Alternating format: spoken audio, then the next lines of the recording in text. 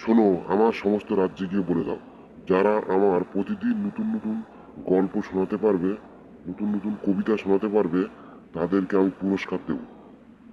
ঠিক আছে? সবাইকে বলে দাও, সবাই যেন আমার প্রতিদিন নতুন নতুন কবিতা শোনায়। আমার কবিতা শোনার খুব ইচ্ছা। সে কি মহারাজ, আপনি সমস্ত লোকদের পুরস্কার দিতে দিতে আপনি তো রাজকোষ শূন্য করে ফেলবেন। সবাই তো নতুন নতুন কবিতা লিখে নিয়ে আসবে টাকা পাওয়ার আশায়। ওই জন্য এই মতলব আপনি বাদ দিলে ভালো হবে। হ্যাঁ মহারাজ, ও ঠিক বলেছে। আপনার রাজকোষ শূন্য হয়ে যাবে, সবাই নতুন নতুন কবিতা শোনাতে চলে আসবে। তাই জন্য আপনি এটা বন্ধ করলেই ভালো হবে। না না, আমি ঠিক জানি কি করতে হবে। তোমরা গিয়ে সবাইকে বলে দাও, যারা নতুন নতুন কবিতা শোনাবে তারা পুরস্কার পাবে। প্রতিদিন নতুন নতুন কবিতা শোনাতে পারলে তারা প্রতিদিন পুরস্কার পাবে, স্বর্ণ মুদ্রা পাবে। ঠিক আছে? ঠিক আছে মহারাজ, আমরা তাহলে যাচ্ছি। দেখি সবাইকে ঘোষণা করে দিচ্ছি।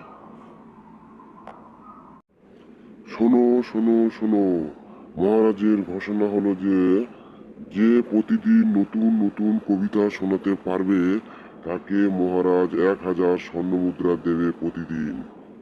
সবাইকে এটা জানিয়ে দিও। শোনো শোনো শোনো, মহারাজের ঘোষণা হলো যে যারা প্রতিদিন একটা নতুন করে কবিতা শোনাতে পারবে তাদের জন্য 1000 করে স্বর্ণমুদ্রা প্রতিদিন দেওয়া হবে। এটা সবাইকে জানিয়ে দিও।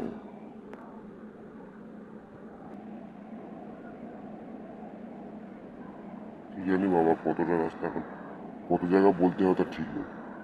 তাড়াতাড়ি যাই, একটু হেঁটে দিই।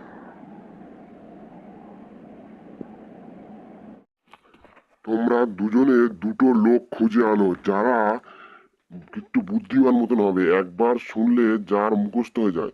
আর তুমি খুঁজে আনবে যার দুবার শুনলে মুখস্থ হয়ে যায়। আর একজন খুঁজে আনবে যে তিনবার শুনলে যার মুখস্থ হয়ে যায়। সেরকম তিনজন তুমি লোক খুঁজে নিয়ে আসো। ঠিক আছে স্যার, তাই হবে। আমরা তিনজন লোক খুঁজে আনবো যারা একবার শুনলে একজন মুখস্থ হয়ে যায়, দুবার শুনলে একজনের মুখস্থ হয়ে যায়, আর তিনবার শুনলে একজনের মুখস্থ হয়ে যায়। এমন তিনজন লোক আমরা খুঁজে আনছি এক্ষুনি। এ ভাই, তুমি ওইদিকে যাও আর আমি এইদিকে যাই। গিয়ে দেখি তুমি একজনকে খুঁজে আনবে যে একবার শুনে যার মুখস্থ হয়ে যায়, আর আমি খুঁজে আনবো যার দুবার শুনে মুখস্থ হয়ে যায়। ঠিক আছে, যাও। ঠিক আছে ভাই, আমি তাহলে যাচ্ছি। দেখি যার দুবার শুনে মুখস্থ হয় কিনা, এমন লোক পাওয়া যায় কিনা। ঠিক আছে, আমি চললুম। ঠিক আছে, তাহলে আমিও যাই দেখি।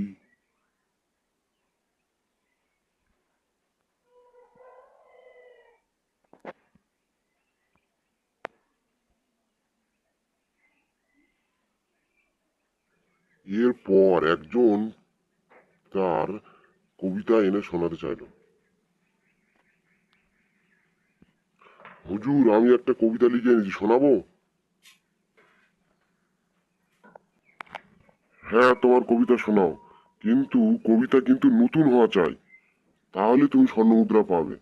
যদি পুরনো কবিতা বলেছো তাহলে কিন্তু স্বর্ণমুদ্রা পাবে না। ঠিক আছে মহারাজ, আমি নতুন কবিতা শোনাচ্ছি। কেননা এই কবিতাটা আমি ভোর রাত জেগে জেগে লিখেছি। তাহলে শুনুন কবিতাটা। মেঘ বলল, জানিস, অনেক দূরের গেরুয়া নদী, অনেক দূরের একলা পার, অনেক দূরের গহীন বন, গেলেই দেখতে পাবি। যাবি? আমার সঙ্গে যাবি? পারবো না রে যেতে। আমি থাকি কাজের বদন, কাজেই থাকি মেতে। কেবল যখন ঘুমিয়ে পড়ি তখন আমি যাই। যাবি? আমার সঙ্গে যাবি? হুজুর, এটা নতুন কবিতা হয়েছে তো? এটা আমি কিন্তু নিজের দিন থেকে লিখেছি।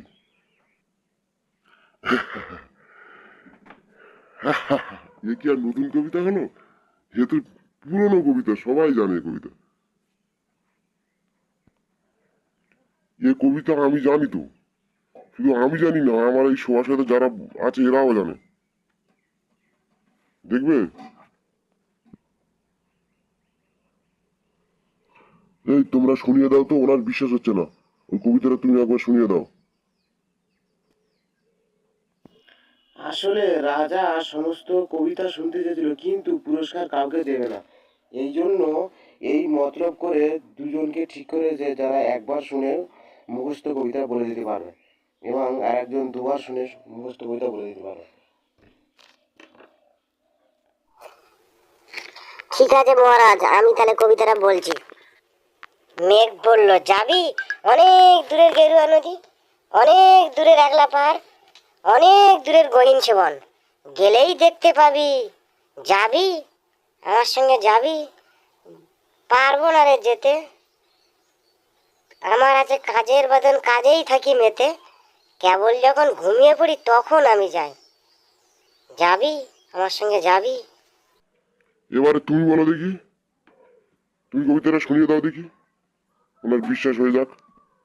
ঠিক আছে মহারাজ, তাহলে কবিতাটা আমি বলছি শুনুন। মেঘ বলল, যাবি অনেক দূরের গেরুয়া নদী, অনেক দূরের একলা পাহাড়, অনেক দূরের গহীন বন, গেলেই দেখতে পাবি। যাবি পারবো না রে যেতে, আমার আছে কাজের বাদন, কাজেই থাকি মেতে, কেবল যখন ঘুমিয়ে পড়ি তখন আমি যাই। যাবি আমার সঙ্গে যাবি। দুজনার মুখ থেকে কবিতাটা শোনার পর ব্যক্তিটি আর এক মুহূর্ত সেখানে না দাঁড়িয়ে সেখান থেকে চলে গেল।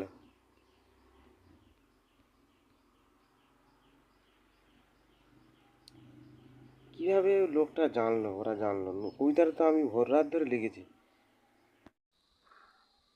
মহারাজ, আমি একটা কবিতা লিখে এনেছি, শোনো। কবিতাটা বলছি।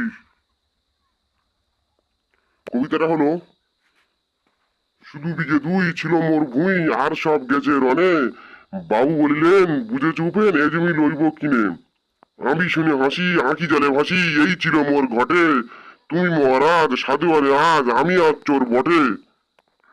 হা হা হা হা। এ আমার নতুন কবিতা কি হলো? এ তো আমার জানা কবিতা, কিন্তু আমি জানি না, আমার এই সবার সাথে সবাই জানে। এটা কি করে হয় মহারাজ? আমি তো ভোর রাত জেগে জেগে এই কবিতাটা লিখেছি, কি করে হয় সবাই জানে কবিতাটা? কবিতাদের শোনা হতে বলো তো দেখি। এই তোমরা দুজন এক এক করে কবিতাটা শুনিয়ে দাও তো, ওনার বিশ্বাস হচ্ছে না, শুনিয়ে দাও, কবিতাটা একবার করে শুনিয়ে দাও। হ্যাঁ, তাহলে কবিতাটা বলছি শোনো। শুধু বিঘে দুই ছিল মোর ভুঁই, আর সব গেছে রনে, বাবু বলিলেন বুঝে চুপেন এ জমি লইব কিনে, আমি শুনে হাসি আঁখি ঝালে ভাসি, এই ছিল মোর ঘটে, তুমি মহারাজ সাধু হলে আজ আমি আর চোর বটে। হ্যাঁ, আমি এবার বলছি শোনো। শুধু বিঘে দুই ছিল মোর ভুঁই, আর সব গেছে রনে, বাবি বলিলেন বুঝে চুপেন এ জমি লইব কিনে, আমি শুনে হাসি আঁখি জলে ভাসি, এই ছিল মোর ঘটে, তুমি মহারাজ সাধু হলে আজ আমি আর চোর বটে। সত্যি তাই তো, লোক এরা কি করে আমার কবিতাটা জানলো? আমি তো ভোর রাত জেগে জেগে লিখলাম, কিন্তু এরা কবিতাটা জানলো কি করে? এই বলে লোকটি সেখান থেকে চলে যায়। রাজার নিশ্চয়ই কোনো মতলব আছে, না হলে যে কবিতা নিয়ে যায় সব কবিতায় তার জানা এবং পুরনো কবিতা বলে চালিয়ে দেয় কেন? নিশ্চয়ই কোনো মতলব আছে। আজকের এমন একটা গল্প বলবো, যে গল্প রাজা জীবনে শোনেনি। স্বর্ণমুদ্রা নিয়েই যায় বাড়ি ফিরবো আজকে। আমার বাবা, আমার গল্পটা শুনুন। আমার গল্পটা হলো, আমার বাবা তোমার বাবার কাছে অর্ধেক সম্পত্তি, অর্থাৎ 100 বিঘে সম্পত্তি পেত, এবং সেটা আমাদের নামে দিয়ে যেতে বলেছে। আর আশা করি সেটা আপনি করবেন। এটা হলো আমার নতুন গল্প। এই গল্প শুনে রাজা চিন্তায় পড়ে যায় যে কি করে সে না বলবে যে গল্পটা নতুন না, যে নতুন গল্প। নতুন গল্প বললে 100 স্বর্ণমুদ্রা দিতে হবে, আবার এদিকে যদি বলে যে হ্যাঁ গল্পটা জানি, তাহলে তার অর্ধেক সম্পত্তি দিতে হবে। ওই জন্য নতুন গল্প বলে সেটা মেনে নিয়েছিল, এবং এইভাবে রাজার পরিণতি শেষ হয়, এবং তাকে 100 স্বর্ণমুদ্রা দিল। এই নাও তোমার 100 স্বর্ণ মুদ্রা, 1000 স্বর্ণ মুদ্রা, এ নাও, নিয়ে যাও এটা। এইবারে রাজাকে আচ্ছা বোকা বানানো গেছে, খুব চালাকি করে লোকের কবিতা শুনছিল, এমন গল্প শোনালাম লাস্টে স্বর্ণ মুদ্রা দিতে বাধ্য হলো। আর এইভাবে রাজা আর শেষ পরিণতি হলো, এবং রাজা তার গল্প শোনা কবিতা শোনা বন্ধ করে দিল। রাজা শেষে স্বর্ণ মুদ্রা দিতে বাধ্য হলো।